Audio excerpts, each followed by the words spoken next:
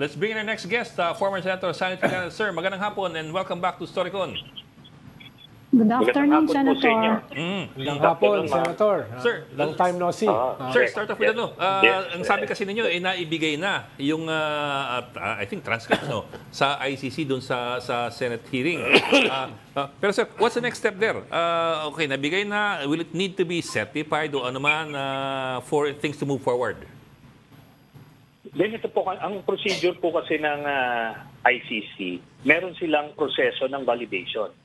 So kami po bilang una sa mga nag-file ng communication ay kumaga lahat ng mga communication na na-file namin before ay na-validate nila.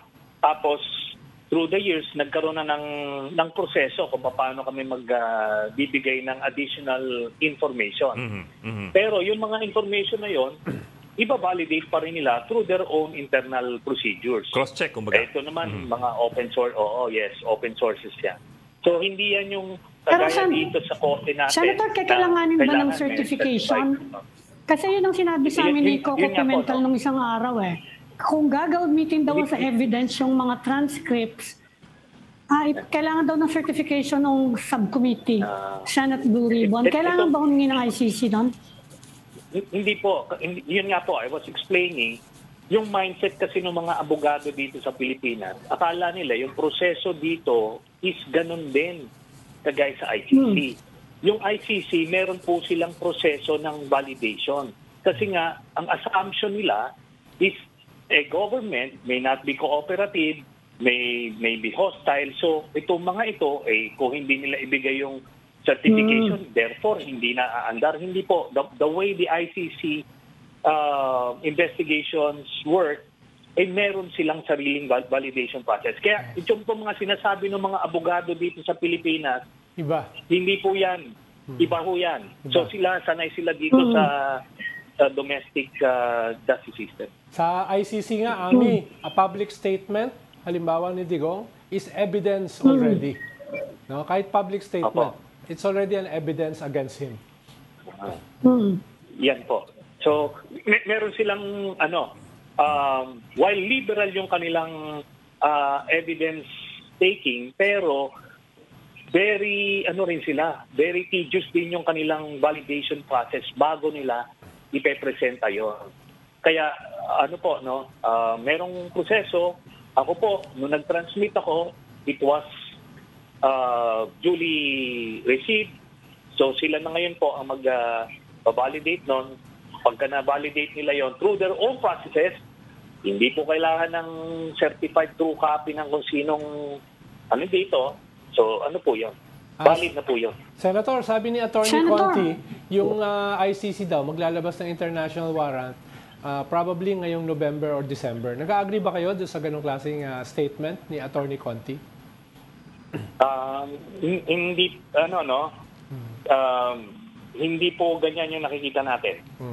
Kasi gaya nga nung sinabi ko sa inyo po the last time, back in the second quarter of this year, around April, ready na sila to file the application for warrant kasi na-reach na nila yung probable cause threshold. However, because of the statement early on ng government officials natin that they will not cooperate and etc. Ngayon, tinaas po ng prosecutor yung threshold from probable cause to certainty of conviction. Why? Kasi kung i-file nila application for warrant na probable cause lang yung ebidensya nila, tapos pagka na-issue yung warrant, magsara yung pinto ng Philippine government to provide additional evidence, ang mangyayari doon sa kanila, mabibitin sila, ma-acquit si Digong kasi probable cause lang yung evidence. So, nung second quarter of the year, tinaas nila to certainty of conviction. Kaya, umabot tayo dito sa panahon na ito. At sinabi lang nila, based sa aking information, na the most that they can provide was a blue notice which they released nung early July na ipinasa ko po sa inyo. So ngayon, nandito tayo, sa punto na to, inaabot nila yung certainty of conviction threshold bago pa lang sila mag-a-apply ng warrant, then ano yan ulit, mag-aantay ka ulit ng 1 to 2 months for the actual warrant to come out. So may ganun po. Kaya Early I'm next not year. optimistic to say na hopefully. Sabi ko nga, it will come at the least expected moment for them, which is most devastating. Sir, may kaibigan po ako nagpadala sa akin ng mga screenshots ng ICC website dun sa vacancies. Vacancies. Naghanap daw ang ICC ng freelance field interpreters in Cebuano and in Tagalog or Filipino. Deadline ng applications December 31, 2024. I don't know what to make of this. Meron nga akong kilala nag-apply na from the Netherlands na Pinay. Pinadala lang sa akin eh. But do you see anything here? Actually, meron na po silang mga nakuha na interpreters, no? At siguro ito mga additional lang. Pero kung ang iniisip nung mga mga Maka Duterte na pwede sila magpalusot ng mga mga agents o ano man, again, very tedious yung vetting process. Pero iba. Kung magugulat ka dun sa mga interpreters nila, talagang non-affiliated. I can be sure of that. Senator, yung sa sinasabi niyong validation, can you give us an idea kung paano gagawin nila? Halimbawa, si President Duterte mismo, iba-ibang version yung sinasabi niya. Tatlong version. Halimbawa yung sa death squad, iba-iba yung sinasabi niyang member ng death squad niya, pulis daw, gangster, saka yung mayayaman. Paano kaya yun? Will they attempt to get in touch still? I think na sinabi niyo noon na sinubukan naman nila na makausap si former President Duterte. Pero sa ngayon, sa tingin niyo, paano nilang i-reconcile yung mga ganong inconsistencies? Saka dinideny ni former President Duterte si Garma. I mean, he said, she said, John. Paano kaya yun? Pagkadating sa trial, ito na ngayon, ilalatag na yung mga iba't ibang testigo po laban sa kanya. Tapos, pagka-turn niya na, magde-defend siya, sasabihin niya yung kanyang depensa, pero gagamitin itong mga statements niya against him. Whether hindi nagre-reconcile yan, it will still go against his credibility. Kasi, teka muna, inamin mo na meron death squad eh. Inamin mo na. How can he undo that? Tapos, early on, mas mabigat yung statement niya. When he was still president, the video that we sent was wherein he said on national TV that his order is shoot to kill and that he doesn't care about human rights. Yan po yun. Ganyan yung sinabi niya na policy statement at ganun yung nangyari on the ground. Pagka siya ngayon yung testigo, ipapresent niya yung defense niya at yun ang ibabalandra sa kanya, paano ho yun? Di ba?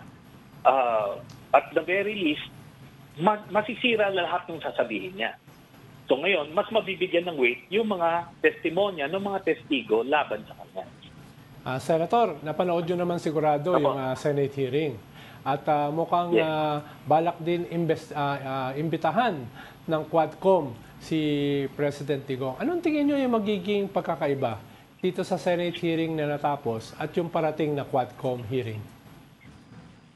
Palagay ko, malaki po ang kaibahan. Kasi ang nakita ko nung prerequisite nung pag-attend niya dun sa Senate hearing was makokontrol nila yung narrative.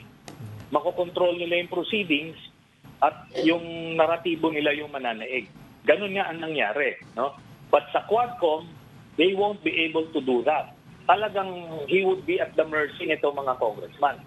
At hindi niya alam kung saan papasok yung mga tanong, iba't ibang anggulo, tapos kung babastusin niya, mumurahin siya, baka iba yung maging treatment sa kanya ng mga congressman at wala magpoprotekta sa kanya doon. So, we will see, no? Kasi pagkaka-profile namin kay Duterte, duwag ito eh.